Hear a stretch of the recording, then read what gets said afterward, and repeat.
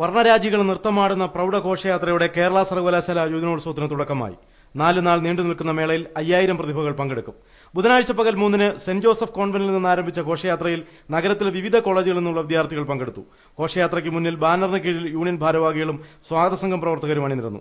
പിന്നിലായി ഓരോ കോളേജുകളിലെയും വിദ്യാർത്ഥികൾ അതാത് ബാനറിന് കീഴിൽ അണിനിരന്നു. ബാൻഡുമേളം, നിശ്ചല ദൃശ്യങ്ങൾ, കേരളീയ കലാരൂപങ്ങളായ കഥകളി, തെയ്യം, കോൽക്കളി എന്നിവ ഘോഷയാത്രയ്ക്ക് മാറ്റുകൂട്ടി.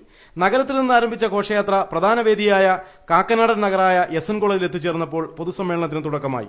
കലോത്സവത്തിന്റെ ഉദ്ഘാടനം നിയമസഭാ സ്പീക്കർ ജി കാർത്തികേയൻ നിർവഹിച്ചു. ക്യാമ്പസുകളിൽ അരാഷ്ട്രീയ ശക്തികളുടെ കടന്നുകയറ്റം വർദ്ധിച്ചതായി കാർത്തികേയൻ അഭിപ്രായപ്പെട്ടു. നടികളുണ്ടായാലോ മാത്രമേ ഒരു യുവജനോത്സവം അർത്ഥപൂർണ്ണമാകൂ എന്നൊന്നും അർത്ഥമില്ല. അത് ശരിയല്ല. അതൊരു സ്വാഭാവികം ഒന്നു ചേരുന്നതാണ്. സർവകലാശാലയുടെ കേരള യൂത്ത് ഫെസ്റ്റിവലിൽ എല്ലാ യൂത്ത് ഫെസ്റ്റിവലിലും കൂടി നമുക്കൊരു മഞ്ജു വാര്യരെ കിട്ടിയിട്ടുണ്ട്. എല്ലാ യൂത്ത് ഫെസ്റ്റിവലിൽ നമുക്കൊരു നമുക്കത് കാവ്യ ഭാസ്കരനെ കിട്ടിയിട്ടുണ്ട്.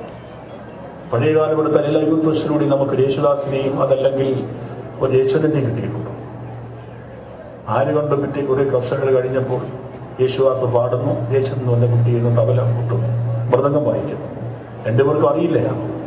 അപ്പൊ അതൊക്കെ നമ്മുടെ ജീവിതത്തിലെ ചരിത്രത്തിലെ അപൂർവതകളാണ് വരുന്നത്. യൂണിയൻ ചെയർമാൻ ഹരികൃഷ്ണൻ അധ്യക്ഷനായി.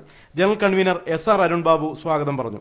ചലച്ചിത്ര താരം അനന്യ, സർവകലാശാല pro vice chancellor doctor J Prabhash, Kollam mayor Prasanna Ernest, PK Gurudasan MLA എന്നിവർ പങ്കെടുത്തു. തുടർന്ന് വേദിയിൽ മോഹിനിയാട്ടം അരങ്ങേറി. ഇനി 4 നാൾ ദേശീയ നാട്ടിൽ കലാമേളകളുടെ മേളയാണ്. കലോത്സവ വേദിയിൽ നിന്നും ക്യാമറാമാൻ സജീവിനും ജയമോഹൻ തമ്പിക്കുമൊപ്പം BR ശ്രീകുമാർ.